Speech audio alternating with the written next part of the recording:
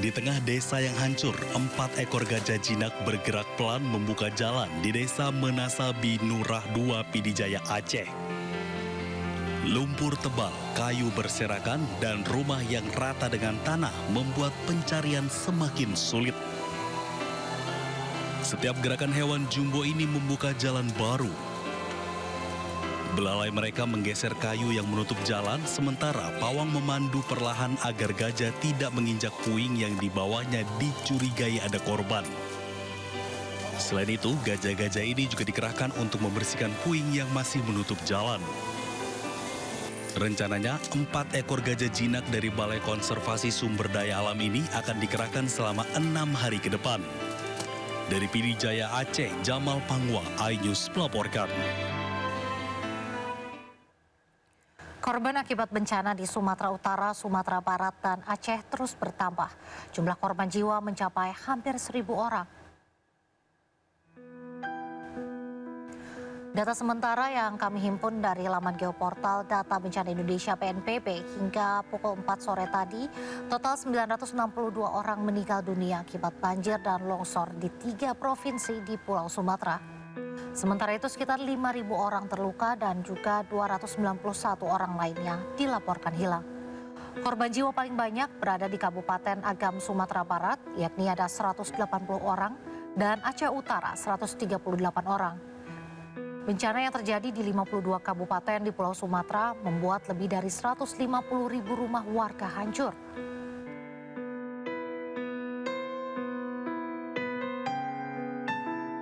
Pemirsa, donasi miliaran rupiah yang dikumpulkan relawan lebih bergaung membuat DPR gerah.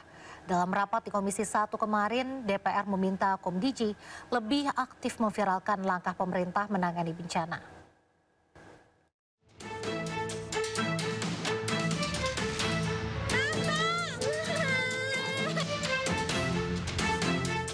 Di tengah duka bencana Sumatera, ribuan relawan bergerak cepat secara swadaya.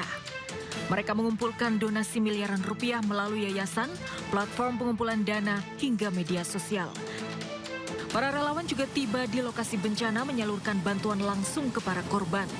Tapi di tengah upaya bahu-membahu menolong korban bencana, sebuah sindiran tajam justru dilontarkan ke para relawan. Dalam rapat Komisi 1 DPR dengan Kementerian Komdigi Senin kemarin, anggota DPR RI Endi Patwijaya diduga menyindir sepak terjang Ferry Irwandi, salah satu konten kreator yang berhasil mengumpulkan donasi 10 miliar rupiah lebih. Politisi Partai Gerindra itu meminta Komdigi lebih aktif menyebarkan informasi kerja pemerintah terkait penanganan bencana Sumatera. Yang cuma datang sekali seolah-olah paling bekerja di Aceh. Padahal negara udah hadir dari awal. Ada orang baru datang, baru bikin satu posko, ngomong pemerintah ndak ada. Padahal pemerintah udah bikin ratusan posko di sana. Jadi yang kira-kira yang seperti itu, Bu, mohon jadi atensi dan dikembangkan sama Komdiji untuk menjadi informasi publik yang sehingga publik itu tahu kinerja pemerintah itu sudah ada dan memang sudah hebat. Orang per orang cuma nyumbang 10 miliar, negara udah triliun-triliunan kan. Aksi influencer dan konten kreator Ferry Irwandi mengumpulkan donasi 10 miliar dalam waktu 24 jam viral di media sosial. Ferry Irwandi juga datang ke lokasi bencana untuk menyalurkan bantuan langsung ke para korban. Video penyaluran bantuan dibagikan Ferry Irwandi ke media sosialnya yang memiliki 4 juta pengikut. Disentil anggota DPR soal sepak terjangnya, Ferry Irwandi tak mau ambil pusing. Melalui Instastory di Instagram, Ferry Irwandi berharap justru ingin berbuat lebih untuk Sumatera. Tim Liputan iNews melaporkan. Pemirsa, Presiden Prabowo Subianto melakukan kunjungan kenegaraan ke Pakistan. Ini adalah lawatan perdana Prabowo sebagai presiden.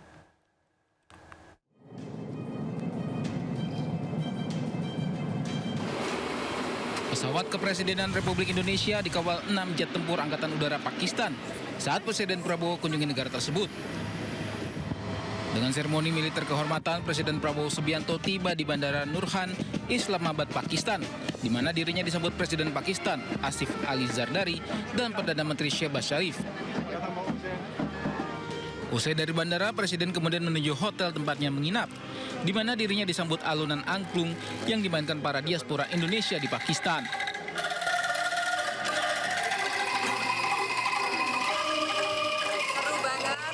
Kunjungan ini adalah kunjungan perdana Prabowo sebagai presiden. Kunjungan ini juga memiliki makna mendalam karena bertepatan dengan peringatan 75 tahun hubungan diplomatik Pakistan dan Indonesia. Selama berada di Pakistan, Prabowo akan menggelar pertemuan dengan Presiden Ali Zardari dan Perdana Menteri Shehbaz Sharif yang membahas upaya memperkuat hubungan Pakistan-Indonesia di berbagai bidang.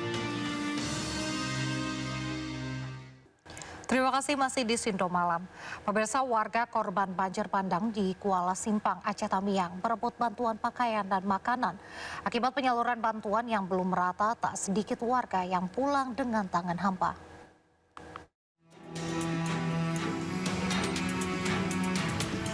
Ratusan warga korban bencana banjir di Kuala Simpang, Aceh Tamiang berebut bantuan yang disalurkan. Hal ini terpaksa dilakukan lantaran para pengungsi masih sangat kekurangan pasokan bantuan seperti sembako dan pakaian. Tak sedikit juga warga yang harus pulang dengan tangan hampa karena kehabisan pasokan. Selain sembako dan pakaian, warga juga masih membutuhkan bantuan lain seperti makanan siap saji dan obat-obatan. Bantuan sedang disalurkan ini seperti apa ya? Ya, bantuan disalurkan ya apa adanya ya. Ya kadang bantuan dari masyarakat. Kalau dari pemerintah kami itu masih minim. Karena kantor-kantor sini juga pada kena juga kan. Jadi yang bekerja pun nggak ada gitu Pak. Kalau rumah kami ya nggak bisa pulang kami selama ini. Lumpur itu terlalu tinggi. Kalau mau masuk ke rumah juga kami nggak tahu mau bersihkannya itu dari mana. Awalnya kami untuk bekerja itu nggak ada Pak. Jadi kami ya ngungsi-ngungsi, kalau sembako kalau yang dapat, kalau yang nggak ada gitu. Warga berharap bantuan dari pemerintah bisa segera diterima untuk memenuhi kebutuhan mereka sehari-hari. Dari Aceh Tamiang, Salam Pulungan, Dede Rudi, iNews melaporkan. Pemirsa, MNC Peduli kembali menyalurkan bantuan untuk korban banjir dan tanah longsor di posko pengungsian di Desa Dolok Nauli, Kecamatan Adian Koting, Kabupaten Tapanuli Utara, Sumatera Utara.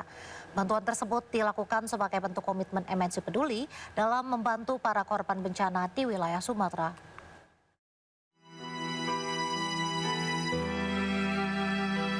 Desa Dolok Nauli, Kecamatan Adian Koting di Kabupaten Tapanuli Utara menjadi salah satu wilayah yang terdampak paling parah akibat bencana banjir dan longsor. Air bah dan lumpur meluluh lantakan desa ini. Sejumlah akses jalan pun sempat terputus sehingga bantuan sulit mencapai desa ini. Kondisi yang memprihatinkan ini membuat Ketua Umum MNC Peduli Angela Tanusudibio bersama tim turun langsung menyalurkan bantuan berupa kebutuhan sehari-hari seperti selimut, air mineral, beras, makanan bayi, pakaian wanita dan pakaian dalam ke posko pengungsian di Desa Dolok Nauli. Tercatat sebanyak 176 kepala keluarga dengan total 497 jiwa mengungsi di 2 posko pengungsian.